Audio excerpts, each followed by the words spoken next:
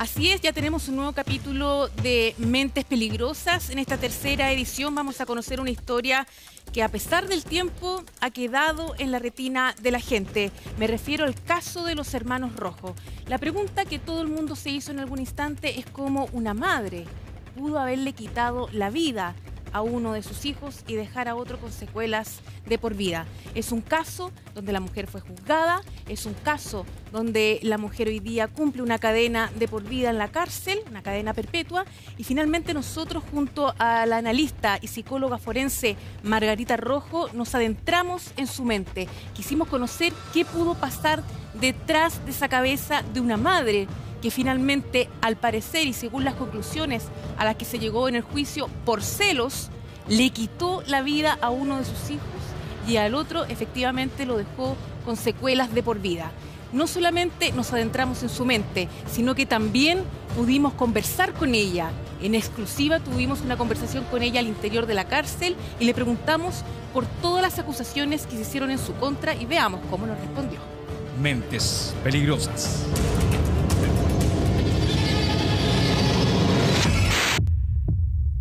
Janet Hernández fue acusada de quitarle la vida a su propio hijo con el fin de hacerle daño a su pareja por celos. ¿Qué puede pasar por la mente de una madre para llegar a ese extremo? Yo no lo hice, ¿verdad que no lo hice? ¿Verdad que no? No lo hice, yo no soy capaz de hacer una cosa así, ¿verdad que no? Junto a la psicóloga forense y analista Margarita Rojo, descubriremos el índice de maldad de Janet Hernández, porque cualquier persona puede ser un criminal.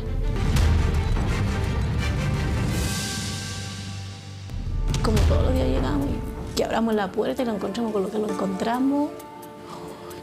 El cuerpo estaba en esta posición, en los golpes, el escurrimiento de sangre hacia allá. Al principio era un robo, lugar, digamos, en una casa, que resultó un niño muerto. Había ADN, pero era ADN de la familia. No había evidencia biológica de personas extrañas. Nadie la vio hacerlo. La señora es 100% inocente. De todas las actividades que dice que realizó, la gran mayoría son mentiras. Y busca castigar a su pareja infiel a través de la muerte de su hijo. ¿Cómo yo le iba a hacer daño a mi esposo si lo amo tanto? Esta es una historia sacada de una de las peores pesadillas que se recuerde en la historia policial chilena. Yo no lo hice, ¿verdad que no lo hice? ¿Verdad que no? No lo hice, yo no soy capaz de hacer una cosa así, ¿verdad que no? El brutal ataque de una madre a sus propios hijos, donde uno de ellos perdió la vida, mientras el otro quedó con secuelas para siempre. Ante los ojos de un país impactado, Janet Hernández pasó de víctima a victimaria. La justicia la condenó y en instantes podrá ver la conversación que en exclusiva tuvimos con ella desde la cárcel de mujeres.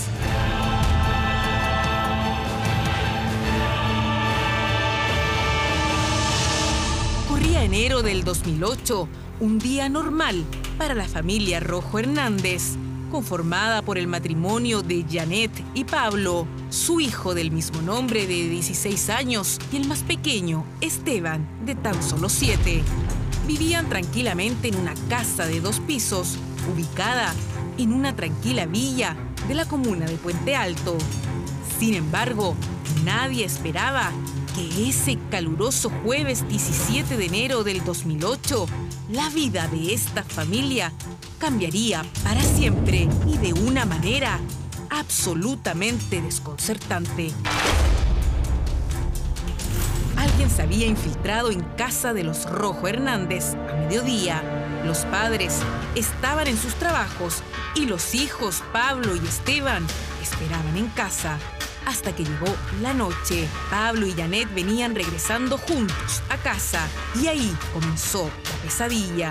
Mientras el padre de familia se quedaba conversando con unos vecinos fuera del hogar, Janet entró y a los pocos segundos salió corriendo, gritando y llorando.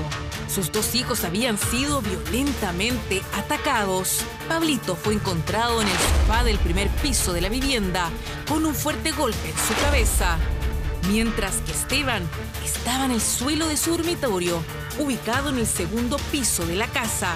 El más pequeño ya había fallecido. Adentro así dije, Esteban, empezó a gritar yo y ¿dónde está? No lo veía en el primer piso. Subí, miré para mi pieza porque mi pieza está para allá, la puerta, y la pieza de ella para allá. Yo miro para allá, veo puro desorden, no vi nada. Veo para allá y miré por encima, o sea, no miré el suelo, o sea, miré así, no lo vi.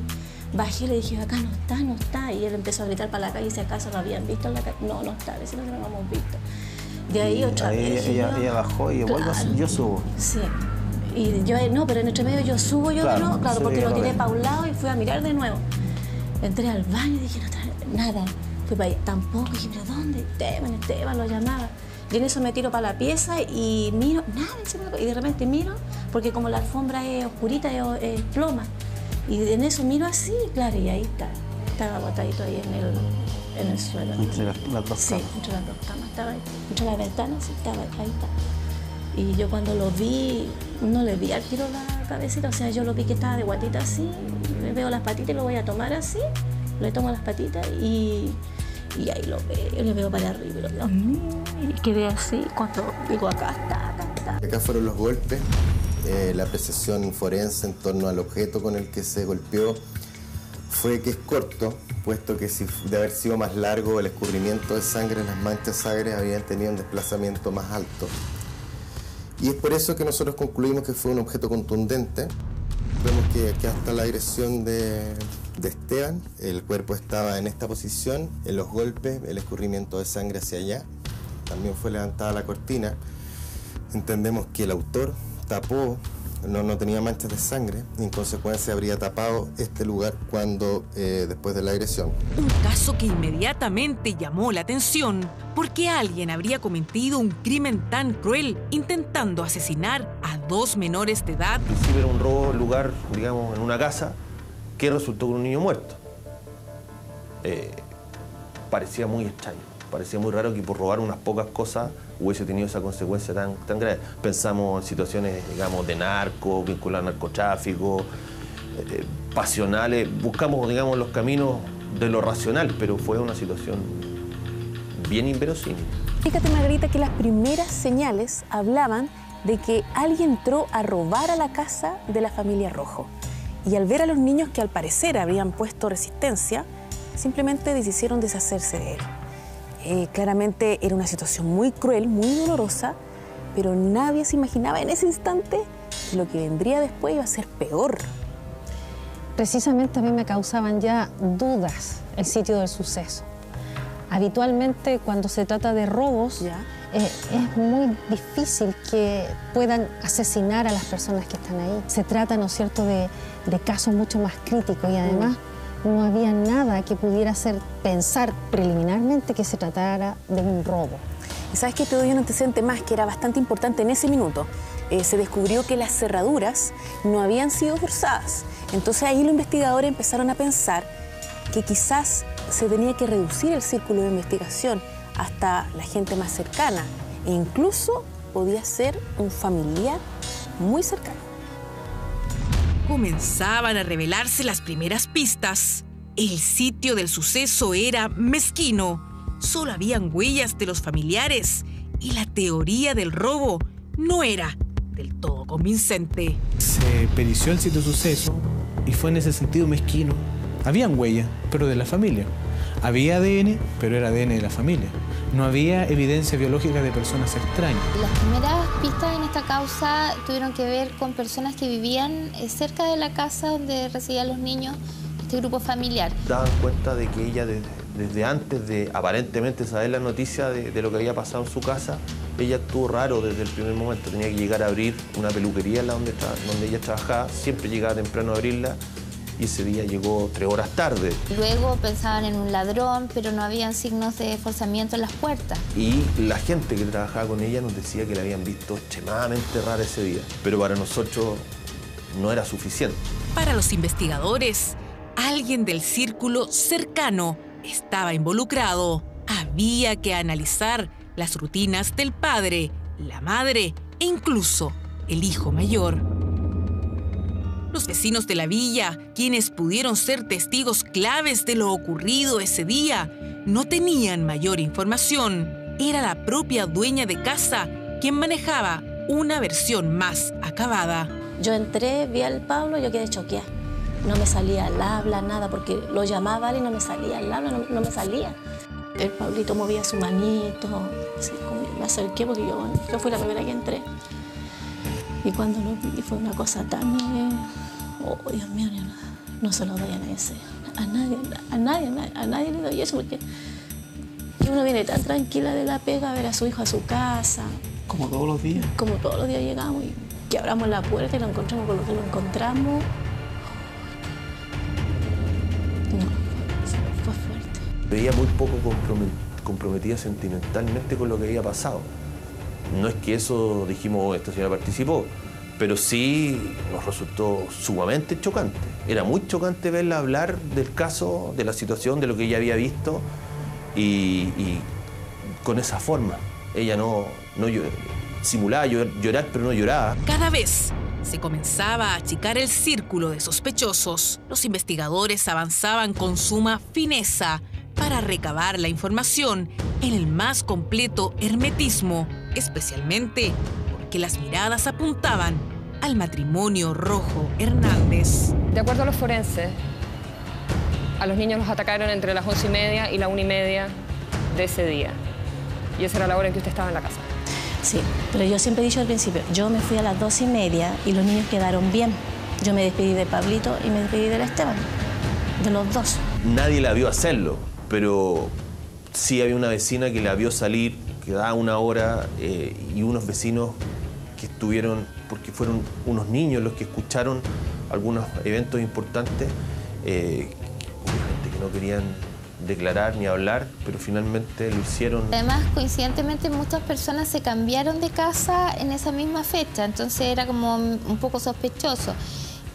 Luego pensaban en un ladrón, pero no habían signos de forzamiento en las puertas. Margarita llegaba en las primeras pistas, pero era un enigma. Nadie sabía quién estaba detrás de este crimen horroroso, donde murió un niño y otro quedó gravemente herido. Y empezaron a surgir unas pistas que a todos nos llamó la atención. Se habló del vuelco del caso.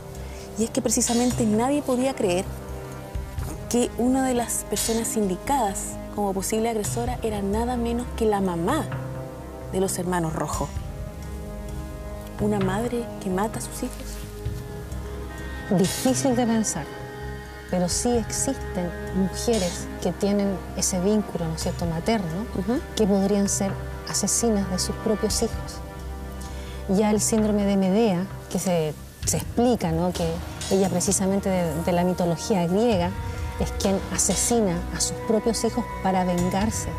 Aquí vemos que, adelantándonos un poco, que la maldad es bastante profunda, es decir, no se conforman con dañar a quien les hizo daño, sino que quieren verlos sufrir, provocándole un daño aún más grande. Y en ese caso, aquí al papá, ¿no es cierto?, le podría provocar ese dolor tan profundo la propia muerte de sus propios hijos. Fíjate que hasta ahí no había certeza todavía. Eran recién las primeras indagaciones contra Janet Hernández. Incluso su marido la apoyaba constantemente. Parece que él no tenía idea con la mujer que se había casado. La triangulación de la información y el trabajo de inteligencia los llevó a un nombre: Janet Hernández. Esa revelación generó impacto y sorpresa en quienes siguen la noticia. ¿Cómo y por qué una madre sería capaz de atentar contra sus hijos? Ella pensaba de que el marido le estaba siendo infiel. Reconocía que su marido, al parecer, podría haber tenido alguna relación con la que denominaron la rancherita en Puente Alto. Que trabajaba en el mismo caracol donde la señora Janet trabajaba en la peluquería. Y él reconocía que eso existía esa posibilidad, pero ella no le daba la relevancia que en los medios se le daba a esta relación. Nunca se llegó a comprobar siquiera una incidencia de infidelidad, pero en la cabeza de la señora Janet esto empezó a pesar. El padre de los niños, Pablo Rojo, estaba vinculado al mundo musical. Gustaba tocar distintos instrumentos e ir a ver a bandas. Fue bajo ese contexto que conoció a la cantante Miriam Peña, también conocida como la rancherita. Declaró en la fiscalía y ante la policía que la Janet era una persona muy celosa. Sí, le conté el asunto de celos, pero así como lo detallan ella, como lo definen, así como ya, no sé, como extremo, no fue tan así. ¿Nunca ha sospechado que su marido tenga otra polola, otra cosa? Yo a mi esposo nunca le he visto nada. La cantante dice que ese 18 de enero llegó a casa y se enteró de lo sucedido al llamar a Pablo Rojo. El hombre estaba en shock y solo le pedía que lo fuera a ver al hospital. Jamás pensó que su propia mujer estuviese detrás de todo esto. Es inocente. Netamente inocente. Mi señora es 100% inocente. Por favor, los vecinos que vieron algo, digan. La mujer llegó rápidamente al hospital y en ese lugar, a la primera que encontró fue a Janet Hernández. La abrazó para darle el pésame, pero el momento fue incómodo.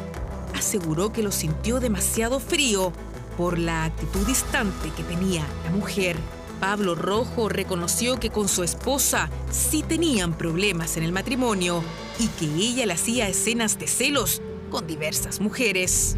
Janet me preguntaba por qué ella no la llamaba nunca y a Miriam cada media hora. Yo le dije que eso no era efectivo.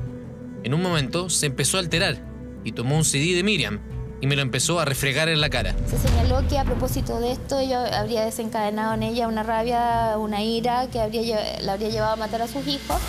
Y ella no sé, cuando yo conversé este episodio con ella en varias oportunidades, no se manifestaba como que le causara tanta indignación. ¿Qué diría usted a esa gente que piensa que usted por celo fue capaz de intentar matar a sus 2 hijos logrando matar a uno? Bueno, yo le digo a todas las mamás, papás, que se pongan a mi lugar.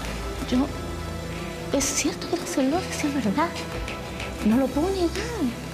Pero celos normales. Yo no fui, entiéndanme, no fui. Yo adoro a mis hijos y mi esposo lo sabe. Si imagínense yo, ¿cómo le puedo explicarle? Mis hijos eran más que mis hijos. Lentamente, las declaraciones de esta mujer se volvían cada vez más contradictorias e incluso absurdas. Pero lo que más me impactaba a todo es ver la frialdad con la que se movía. O sea, no lloraba por sus hijos, no le molestaba que la criticaran a ella. En realidad era muy extraño mirarla a ella. ¿De qué te das cuenta eso? Acá nosotros podemos dar cuenta de una persona que no tenía emociones, que no expresaba emociones. Era una persona que tenía una cara imparcial. Es como lo que las personas pensarían cuando las personas juegan póker, cuando no tienen que mostrar ningún rasgo. Ella parecía así. ¿Cómo uno puede entender que no exista un vínculo emocional de una madre con un hijo? Lo podríamos entender dado que nuestra hipótesis es que ella tenía importantes rasgos psicopáticos. Recordemos eso. Los psicópatas no tienen emociones y por lo tanto no desarrollan un vínculo con el otro. Solamente se vinculan por la utilidad que puedan tener ellos consigo mismos. Y por lo tanto acá lo que vemos es que ella utilizó a sus hijos para una venganza. A pesar de las cada vez más intensas dudas que apuntaban a la madre de los niños atacados, Janet Hernández negaba cualquier sospecha sobre ella e intentaba mantenerse firme. Ella siempre, hasta el día de hoy, ha mantenido que no mató a su hijo ni dejó grave al otro. Y sabíamos que eso iba a debilitar de alguna manera nuestra teoría, pero tampoco podíamos guardar ese antecedente tan importante. Finalmente, y tras una acuciosa investigación, todas las líneas investigativas terminan directamente en Janet Hernández. Todos sus dichos, todos sus testimonios comienzan a contradecirse y se vuelven inverosímiles. Sin embargo, Janet insiste en su inocencia. Argumenta y justifica las lagunas en su declaración y es firme en decir que ella no tiene nada que ver con el macabro ataque a sus hijos. Utilizando un martillo de su propiedad, golpeó reiteradas veces en la cabeza a su hijo de 15 años, Pablo Rojo Hernández. Acto seguido, la imputada, portando el mismo elemento contundente, subió al segundo piso de su domicilio e hizo lo propio con su hijo de 7 años, Esteban Rojo Hernández, a quien golpeó reiteradamente en la cabeza, causándole la muerte. ¿No será que usted entró antes a romper esa chapa? No, mentira. ¿No será que usted vio a su hijo de esa forma? Fiscal. No. Retiro la pregunta, señor. Fiscal, sí, sin perjuicio de lo anterior, modere su forma de interrogar. ¿Cree usted que hay en su contra? ¿Por qué cree que la fiscal y los policías están todos de acuerdo para decir que usted es culpable? No, lo que pasa es que yo pienso que se basaron más a, por ejemplo, como no encontraban a nadie, entonces claro, se aprovecharon, han dicho, pucha, aprovechamos que la señora Janet salió en la tarde. El trabajo consiste básicamente en chequear sus declaraciones, sus actividades, todo lo que la persona dice que hizo. Y el resultado es que de todas las actividades que dice que realizó, la gran mayoría son mentiras. A pesar de sus intentos por convencer de su inocencia, para los investigadores, todos sus argumentos se fueron cayendo uno a uno frente a la justicia.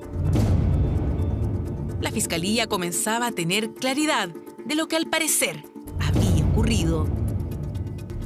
Ella da una serie de declaraciones vacilantes que van una después de otra y finalmente en el juicio ella dice que sabe lo que pasó en su casa y dice que en realidad la persona que mató a los hijos es una persona que la violó a ella hace años y que la está extorsionando y cuenta una historia, una larga historia, digamos, con este personaje que la seguía, que la acechaba, que le hacía gestos cuando estaba en el hospital y que la siguió durante toda la investigación. Y era tan inverosímil esa versión que incluso, digamos, le complicó mucho a la defensa de ella. Si bien se equivocaba en algunos detalles, lo cierto es que en general tampoco era tan distinta. Es propio de una persona, una mujer que está siendo juzgada en un tribunal y está siendo juzgada como culpable de matar a sus hijos. O sea, me imagino que nadie declara tan tranquilamente en un tribunal y se puede equivocar en algunas cosas. Y ella invocó que no había participado en este asesinato de sus hijos. Que ella dijera eso, no le iban a creer y el tribunal no le creyó. Tuvimos 3 días de contraexamen, la señora declarando en el juicio y el tribunal no le creyó. Y eso nos pudimos percatar, digamos, de la actitud de los jueces, la opinión pública tampoco le creyó. Y así fuimos desenmascarando lo que realmente ocurrió. La madre de los hermanos Rojo no solo cae en contradicciones, también asegura tener visiones y sueños premonitorios. Incluso reveló que supuestamente hablaba con su hijo muerto. Señora Janet, usted en el juicio dijo que había hablado con su hijo, había visto a su hijo Esteban. Sí, es verdad que yo comenté a ella, le dije yo, cuando lo comenté le dije yo, sí, vi a Esteban que me dijo así, pero yo pienso, le dije yo, esos son sueños. ¿No son alucinaciones? No. Es que hay una gran diferencia entre soñar algo y alucinar algo, por eso le pregunto... No, le digo que no es que alucine, es un sueño que yo tuve. Yo creo que es como cualquier persona tiene un sueño. Y yo pienso que los sueños que yo tuve es porque yo he hecho tanto de menos a mi hijo Esteban. ¿Y usted sueña con él constantemente? Es que no es que lo sueñe, cierro los ojos, pienso en él y pienso todo lo que él hacía antes. Me acuerdo cuando él jugaba, cuando dormía conmigo. En algún minuto se traspasaron varios límites en este caso. Janet Hernández, y cito textual, dijo que había agarrado para el leseo al psicólogo del servicio médico legal. Incluso algunos plantean que ella era mitómana y su defensa presentó un informe psiquiátrico para tratar de declararla inimputable. Y la teoría de esta defensa, además de la no participación de nuestra representada en estos hechos, es que ella padece de una enfermedad mental, una importante enfermedad mental denominada psicosis endógena que la limita. Claramente ahí podemos ver que ella sí sabía controlar su comportamiento y también las consecuencias que podían tener.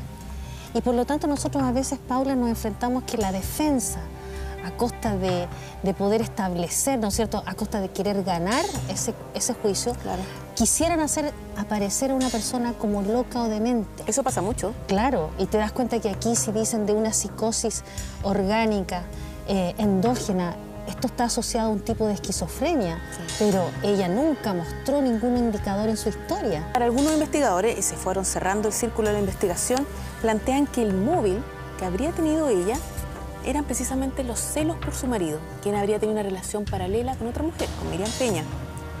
El móvil, en el caso de una mujer que llega incluso a matar a sus hijos, ¿pueden ser los celos? En este caso, como está vinculado a la psicopatía, nosotros acá vemos que la celopatía cobra más relieve. O sea, son personas que no toleran que las dejen aparte. O sea, estas personas son capaces de hacer cualquier cosa. Y en ese contexto nosotros podríamos entender cómo una persona, a partir de los celos, podría llegar a causar un crimen tan grande que tiene que ver con sus hijos. Pero más allá de considerarla loca o demente, las pericias del Servicio Médico Legal arrojaron que Janet Hernández presentaba conductas psicopáticas con rasgos narcisistas histriónicos, además de conflicto de pareja, facilidad para mentir e instinto suicida. El estado afectivo que se le detecta oscila de la euforia, el llanto incontenible, a veces indiferencia o frialdad y risa inadecuada. Se observan alucinaciones sensoriales y auditivas. Escucha en sus sueños la voz de sus hijos. Escucha en sus sueños la voz de su hijo, que está en el paraíso, y la tranquiliza. La defensa presentó una psiquiatra que daba cuenta de que tenía, ya no me acuerdo qué era, psicosis. Esta afirmación de que ella tenía psicosis endógena la hizo su doctora tratante por más de un año, que estuvo tratándola a ella y a su marido, y que vio, digamos, determinados comportamientos en Janet que la llevaron a arribar a esa conclusión. Era inimputable porque tenía psicosis endógena. Un trastorno mental que comprometía su imputabilidad. Sin embargo, respecto de los peritos del Servicio Médico Legal no estuvieron de acuerdo y la consideraron completamente imputable. Y yo argumenté en el tribunal que el mayor valor lo tenía el peritaje nuestro, el de la defensa, porque es una persona que conoció semanalmente y trató semanalmente a Janet por una hora, todas las semanas, por un año, más de un año, versus la entrevista clínica que le hace un doctor del Servicio Médico Legal. Y el tribunal, por 2 votos a 1, que eran 3 jueces, dos jueces estimaron que era imputabilidad completa y una jueza estimó que había un compromiso de imputabilidad en torno a un trastorno mental. El juicio se extendía durante varios días, en un caso que fue seguido durante un año por la prensa. Ese día, cuando ocurren los hechos, esta persona llega con 3 horas de retraso a su trabajo, en circunstancias que tenía la obligación de abrir el local. No, yo no abría la peluquería, nunca abierto la peluquería, jamás. ¿A qué horas tenía que llegar a la peluquería usted ese día? Los días de vacaciones yo tenía que llegar a la 1:30, 2, siempre a la misma hora. ¿Usted no llegó tarde a la peluquería? Ese día yo llegué, por ejemplo, a 2:30, casi a las 3, porque pasé a ítem, pasé a comprar una char, pasé a hacer unas compras y pasé a ver si veía la cuerda de la guitarra de Pablito. Posteriormente, en la tarde, hay una salida de 3 horas, que tampoco tiene una justificación. Janet, el rato que usted estuvo en la tarde fuera de la peluquería, ¿solo fue a tratar de comprar la cuerda? Sí, solamente fui a comprar la cuerda, de ahí yo entré, por ejemplo, aproveché a vitrinear ya que andaba afuera. ¿Con quién se encontró? Ahí yo vi una parvularia, pero ella lo niega y yo sí me la encontré. En total se entrevistó a 800 personas solamente para establecer que ese encuentro de la tarde era mentira. Y es así como, esto solamente por poner un ejemplo, y así se fue haciendo con todas las cosas que esta persona relató hasta llegar a desvirtuar completamente su coartada. La policía dice que ninguna de sus coartadas de esa tarde son ciertas. Es que eso fue lo que hice, ¿me entiendes? Eso fue lo que hice, yo no estoy mintiendo. La mujer enfrentaba los cargos de parricidio y parricidio frustrado. Lo del robo es una invención, eso es falso, y el registro del sitio de suceso es un montaje para que pensemos nosotros que entró un autor externo. El ataque es realizado por una persona que está dentro de la casa, y es más, es una persona del núcleo familiar cercano, porque no provocó ninguna alteración en el comportamiento de los niños. Es algo más que celo lo que mueve a Janet, es la herida narcisista lo que no tolera. Y busca castigar a su pareja infiel a través de la muerte de su hijo. La señora Janet construye catedrales de mentiras con brochazos de verdad para que de un vistazo esto pueda pasar. Demasiado celosa. Una mujer dominante, una mujer humilladora, una mujer que siempre lo basurió. Era todos los días que tenían una discusión. Y siempre estaba yo. Tiene facilidad para omitir, minimizar o faltar a la verdad con soltura y propiedad. Dice que no padece ni padeció de estrés postraumático en fechas posteriores al hecho procesal. Y el móvil. Durante el juicio todo indicaba que el principal motor para que ella cometiera estos horrorosos actos era el celo que sentía por la supuesta infidelidad de su esposo. Entonces pues va y me dijo que él un día le había dado un beso a la Miriam. Y ahí la Jan empezó, pero ¿cómo, papá? ¿Para qué? ¿Pero cómo? Pero si tú sabes que la Miriam es lesbiana. Entonces le dije, ¿y por qué le diste ese beso? No sé, dijo, fue una cosa tonta. No te podría dar esa explicación. Lo más impactante vivido en el tribunal fue el momento en que su propio marido, el mismo que tiempo antes y juntos pedían justicia por sus hijos, terminó declarando en su contra, sentado frente a los magistrados. Allí no solo explicitó las dudas que tenía contra su mujer, sino que detalló los episodios de celos y mentiras que sufría junto a ella. Cuando llega a la casa, me da un abrazo y me dice, voy a andar y olor a perfume. O tenés brillo en la cara, ¿con quién anduviste? Siempre yo he sido de las personas que si iba a formar una familia, de la familia iba a ser para siempre. Finalmente, el viernes 8 de enero del 2010, el Tribunal Oral en lo Penal de Puente Alto declaró a Yanet Hernández culpable de los delitos de parricidio consumado y parricidio frustrado en contra de sus hijos Esteban y Pablo Rojo, respectivamente. Este tribunal acreditó que el 17 de enero de 2008, Yanet Hernández, estando al interior de su domicilio y utilizando un martillo, golpeó en múltiples ocasiones a sus hijos Esteban y Pablo Rojo, a consecuencia de los cuales el primero de ellos falleció y el segundo quedó en un estado de discapacidad en lo físico, además de modificar el sitio del suceso. Tras conocer la condena que le dio la justicia, quisimos saber cuál sería su reacción. La visitamos en el penal de mujeres y conversamos abiertamente del caso y de cada una de las acusaciones que se hicieron en su contra. Macarita, yo tuve la oportunidad de conocer a Yanet Hernández en la cárcel mientras estaba en prisión preventiva. Ella en todo momento trató de decirme que era inocente y que estaba segura que la justicia la dejaría en libertad. ¿Usted entiende que es muy incomprensible para la gente entender que una madre puede hacer algo así? Obvio. Imagínense que yo, ¿por qué lo iba a matar? Dicen, ya, don Patricio Vergara dijo, para hacerle daño al esposo. ¿Cómo yo le iba a hacer daño a mi esposo si lo amo tanto? ¿Qué le diría usted a esa gente que piensa que usted por celo fue capaz de intentar matar a sus dos hijos logrando matar a uno? Bueno, yo le digo a todas las mamás, papás, que se pongan a mi lugar. Es cierto que era celosa, es verdad. No lo puedo negar.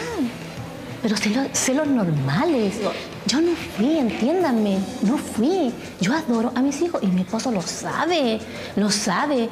Si imagínense yo, ¿cómo le puedo explicarle? Mis hijos eran más que mis hijos. Es que yo soy inocente. Soy inocente. Entonces estoy pidiendo ayuda por todas partes. O sea, si tengo que seguir pidiendo ayuda, voy a seguir pidiendo ayuda. Pero su marido hoy es enfático en decir ella es la culpable. ¿Por qué cree que cambió tanto de opinión? Lo que pasa es que, claro, porque don Patricio Vergara lo llamaba, le empezaba a decir cosas y cuando venía para acá él me dijo, estábamos con mi familia y me dijo, oye, mi hijo, ¿sabes qué? Me llamaba Patricio Vergara, yo le dije ya y me dijo que dijera cosas que no eran. ¿Usted cree que le lavaron el cerebro a su marido? Yo pienso que sí, que le habrán dicho, mire, don Pablo, ¿sabe qué piense? Mire, quizás era celosa. Oiga, mi esposo sabe que yo no sabía nada. Es decir, nunca me ha engañado, nunca. Estaba en el tribunal y escuchó cuando Pablo Rojo dijo que usted tenía celos enfermizos y que le repetía escena tras escena. ¿Qué hay de cierto en eso? Por eso le estoy explicando. Que sí, algunas cosas eran ciertas, pero no como él como lo dice tanto ahí. Sí, yo cuando lo miré, a mí me dio impotencia. Pero yo era celosa a lo lejos, eso que dijo. Yo pienso que a él le dijeron, diga que era bien así. Pues hasta a mi hijo, si ustedes le preguntan a mis hijos, no van a decir que era unos celos así todos los... No, a lo lejos. ¿Usted entiende que para el tribunal fueron esos celos enfermizos lo que lo convencieron de que usted atacó a sus hijos? Sí, sí, yo sé. Porque yo le dije a mi esposo antes que... Pero Paco, ¿por qué tú dices eso si eso no era así? Pero ¿están todos de acuerdo entonces de acusarle a usted de algo que usted dice que no es? Es que lo que pasa es que, mire, ¿cómo le explico? De los celos es verdad, era celosa normal. Pero como habló esta niña, la Miriam Peña ahí, no es así. ¿Y con todo eso qué le provoca el hecho de que ella esté viviendo en su casa hoy? ¿Sabe que no sé qué pensar, la verdad? ¿Sabe que yo pienso y no me calza en la cabeza? ¿Sabe que yo pienso y digo yo? Si mi esposo decía que no le gustaba, que no andaba con ella. Y resulta que cuando a mí me acusaron, a la semana, él ya estaba viviendo con ella en mi casa. ¿Usted todavía quiere a su marido? Mire, la verdad, yo amaba mucho a mi esposo. ¿Para qué lo decir? Lo amaba mucho, mucho, mucho, profundamente. Ahora no puedo decir que estoy enamorada, sí lo quiero todavía. porque me decepcionó. Era un respeto único que yo sentía hacia él, porque allá que era una persona muy trabajadora, me gustaba como él era, y era un respeto muy grande que yo le tengo y él lo sabe. A mi hijo mayor, hace como 2 meses creo que ya, le llegó un anónimo. ¿De qué se trata ese anónimo? Que ahí dice quién fue. Que una persona vio quién salió, que, bueno, sale explicando todo. O sea, ¿se da el nombre y el apellido de una persona en específico? Sí, que le investiguen de nuevo. Quizás le investigaron y ya no había dado nada. Porque quizás mintió. Y las personas alrededor quizás también. ¿Y usted conoce a esa persona? Sí, sí, que me da miedo hablar. Por eso prefiero que la policía mejor investigue eso, si es que la policía me quiere ayudar. Y así se cerró un caso difícil de entender, difícil de asimilar. Una historia donde fue la mismísima madre quien atacó y mató a uno de sus hijos en una trama que sufrió un duro vuelco que afectó amargamente a una familia completa. Y una mujer que, a pesar de las evidencias, nunca reconoció lo ocurrido. La mente maestra detrás de este crimen era ella. Y considerando todos los antecedentes que ya hemos visto, ¿en qué escalafón del índice de maldad crees que está ella? Paula, aquí lo que tú das cuenta, ¿no? Ella, yo creo que se sintió muy segura al pensar que todo el resto de las personas podía ser muy difícil acusarla de asesinato de sus propios hijos. Y en eso yo creo que ella se respaldó durante mucho tiempo. Sin embargo, acá lo que vemos y lo que se descubrió tras el trabajo policial fue que ella actuó a sangre fría. Y eso nos caracteriza un índice de maldad, por ejemplo, de 15. No obstante, a que ella no tenía reiteradas asesinatos o homicidios, sí había una frialdad emocional y estos crímenes son a sangre fría.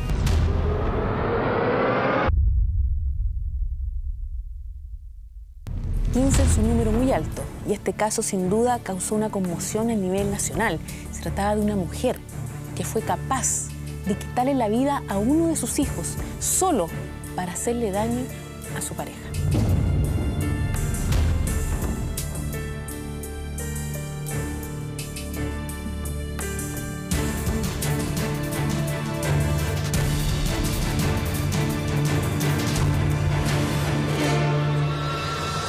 Mentes peligrosas. Ella construye catedrales de mentiras con brochazos de verdad. Esa es la forma en que la Fiscalía durante el juicio contra Yanet Hernández trató de describir lo que ella hizo durante todo el tiempo que duró la investigación y también cómo enfrentó el juicio. Y ojo, también cómo enfrentó lo que vino después del juicio. Porque de verdad que hasta el día de hoy, Yanet Hernández asegura que es inocente, que ella no tiene absolutamente nada que ver con la agresión de uno de sus hijos y la muerte del otro. Pero eso corresponde, dirías tú, Margarita, al perfil de ella psicológico, porque claro, uno dice, han pasado tantos años y aún insisten que es inocente. Bueno, qué sorpresa nos va a ocasionar a nosotros si ya hemos visto que todas las personas que han cometido estos tipos de crímenes realmente horrendos siempre mantienen su inocencia. O sea, recordemos que cuando analizamos el caso de la Quintrala, ella hasta el día de hoy mantiene su inocencia. ¿Y cuántos más casos podríamos nombrar? Ahora, yo creo que aquí hay que separar y distinguir, y para que las personas entiendan, nosotros hemos hecho una combinación sumamente importante. O sea, previamente hemos analizado si estas personas tienen características psicopáticas, porque cuando nosotros hablamos de este índice de maldad, bueno, cuando lo crea Stone, él da cuenta de que hay criminales, por ejemplo, María Luisa, Cristian, para todos los que están acá y los que están escuchando, hay personas que pueden cometer crímenes, pero son personas que actúan impulsivamente. No hubo una intención. Hay algunas personas que llegan a cometer crímenes porque tienen rasgos psicopáticos. Y hay otras personas que son evidentemente psicópatas y por lo tanto ellos van a planificar, van a disfrutar sin ninguna culpa estos tipos de asesinatos. Disculpa, perdón, Cristian, adelante. Pero siguiendo justamente en esta escala de maldad de la que hemos hablado en las últimas semanas, ella tiene un índice 15. ¿Qué implica un índice 15 de maldad? O sea, acá yo creo que lo que más impresiona, y esto es muy importante, o sea, aquí lo que impresiona es que es una madre que asesina a sus propios hijos. Ahora, nosotros nos preguntamos qué pasa acá con el vínculo de apego. O sea, primero hay que entender que se trata de una persona que tiene fuertemente características psicopáticas, o sea, una persona fría. Entendamos que la maternidad significa también que las mujeres, cuando logran tener una adecuada maternidad, postergan sus propias necesidades en pos del hijo. Porque es ya lo normal, lo que estamos exactamente, deja de ser egocéntrica, y acá lo que vemos es que ella priorizó sus necesidades. ¿Y cuáles eran esas? Las de venganza. Lo hace para dañar al marido. Eso es lo que plantean. Hablan del llamado síndrome de Medea. Si tú nos pudieses explicar un poco en qué consiste eso. Bueno, eso es lo que en primera fue la primera hipótesis que se tuvo cuando se descubrió que ella estaba mintiendo y todo el trabajo policial que hay detrás de esto, porque además es importante que las personas entiendan para que no quede duda. Acá se establece fehacientemente los hechos, no son presunciones. Entonces, cuando se llegó a estos resultados, la verdad es que cuando uno trata de entender el síndrome de Medea es cuando precisamente una mujer, ¿no es cierto?, con estas cosas ya hemos visto, egocéntrica, ¿no es cierto?, que va a tratar de satisfacer primero sus propias necesidades y no la de los demás, y por lo tanto acá vemos que ella, los celos era algo que ella la molestaba mucho, y por lo tanto esa sed de venganza, ella quería vengarse, pero como era psicópata, tiene estas fuertes características psicopáticas, ¿cómo hago sufrir a alguien tanto que además lo pueda presenciar? Y esa es la dinámica que hace la mujer que asesina a sus hijos, es decir, ver sufrir a la persona para vengarse de ella, porque obviamente la dejó de amar. Yo les quiero recordar algo que es fundamental en este caso y que tiene que ver con lo que pasó durante la primera etapa de la investigación. Nosotros como medio de comunicación y también los investigadores nos enfrentamos a un caso de la agresión de un niño y la muerte de otro en una casa en Puente Alto, donde la verdad la villa era tranquila y todo eso. Pero además nos encontramos con un matrimonio dolido, que sufría mucho esta situación, y una mamá en particular que se mostraba muy doliente con todo lo que estaba pasando. Y después vino un vuelco que de verdad fue impactante para todos, no solamente para los investigadores, sino también para los medios de comunicación, donde se planteaba la posibilidad de que fuera el caso de Villanet Hernández pasar de víctima a victimaria. Y eso es lo que más llamó la atención en este caso. Con ese nivel de crueldad. Absolutamente. O sea, es y además doloroso ver que puede pasar esto con una mamá. Y además muchas veces en el juicio se trató de establecer de que ella estaba loca o demente. Y la verdad las cosas que yo tengo la impresión que cualquier persona que pudiera entender este tipo o ver esto, podría pensar que está loca de mente. Recordemos que ella, Cristian, porque tú preguntaste el índice, estamos dando cuenta de que es una persona que actuó en un día de furia, o sea, había mucha furia, estaba muy molesta con este marido, con este esposo, y por lo tanto ahí actúa sangre fría. O sea, sangre fría sin ninguna consideración, ¿me entiendes? O sea, además con los hijos, porque probablemente si nosotros pensamos en la escena, María Luisa, pensemos que había niños que reconocieron a su madre, sobre todo el más pequeño, porque él huyó. En el sitio del suceso se estableció eso. Es terrible pensar eso, o sea, los niños no se movieron del lugar donde estaban. El primer agredido es Pablo, el hijo mayor, de que estaba viendo televisión. Y el chico recibe la agresión en el sillón y no se mueve de ahí porque era su madre la que estaba ahí, no reconoce en ella un agresor. Entonces eso, actuar sobre seguro, aprovecharse de la relación fraternal que había entre ambos. Y el más pequeño ve esta agresión, según la dinámica que finalmente llega a conclusión la policía, ve la agresión de su hermano mayor y corre al segundo piso a esconderse. Y la mamá lo persigue hasta la habitación. Bueno, por eso uno puede decir, o para mí, por ejemplo, uno de los crímenes más impactantes es que uno tiene antecedentes, porque es una madre que mata a uno de sus hijos con un martillo y deja muy grave al otro. Sí. Pero ahí, ¿qué pasa por la cabeza de esta mujer? Porque uno dice, ya, uno tiene sed de venganza, pero que ella no quería a sus propios hijos. Ella plantea en todo minuto que llamaba a sus hijos y insiste hasta el día de hoy de que es inocente, pero finalmente lo que pasa en este caso es que después de investigar, y de verdad un trabajo meticuloso por parte de la Brigada de Homicidio, de la Policía de Investigación, y nosotros fuimos testigos de ello, se investigó a muchos testigos para poder corroborar cada una de las declaraciones que dio Yanet Hernández. Todas sus cortadas cayeron por el suelo, y en esa medida se pudo llegar a la convicción de que ella era culpable y por eso está condenada. ¿Paula? Sí. Paula Margarita, es que yo al verla, también al dar sus declaraciones en el reportaje, me surge la pregunta si un psicópata se hace o nace, porque revisando su pasado, tal vez no tuvo conductas tan rudas como es intentar matar a los dos, que finalmente muere uno. Bueno, una de las cosas que siempre hemos mencionado acá, que ningún crimen se comete de un día para otro. Siempre hay un proceso que se está dando de alguna manera silenciosamente. Recordemos que ella ya tenía estas conductas que son celopáticas, ¿no? O sea, que había una celopatía importante. Ahora, recordemos que esto nosotros en psicología forense no podemos hablar de cuadros puros. aquí hay combinaciones, entonces probablemente ella en algún momento haya aparecido como una personalidad más limítrofe, una persona más descontrolada, muy celosa, pero que no causó tanta alarma, ¿ya? Pero, sin embargo, yo quiero que las personas entiendan en sus casas, los celos no son situaciones normales. Precisamente porque muchas veces las personas cuando tienen un fuerte nivel de egocentrismo y además importantes rasgos, estos rasgos que nosotros hemos hablado de que las relaciones son utilitarias, que se cosifican a las personas, que hay ausencia de culpa, falta de empatía, ahí nosotros podríamos estar en peligro de un posible criminal y se podría cometer un crimen. Ahora, este caso no solamente trajo consigo la muerte de un menor de edad y las secuelas de por vida de otro, también rompió por completo con una familia. Nosotros en instante vamos a recibir una entrevista en exclusiva que hicimos con Pablo Rojo, el marido de Janet Hernández. Esa persona habló con nosotros el día de ayer y nos habló de cómo está la relación de hoy día con su hijo. No es buena.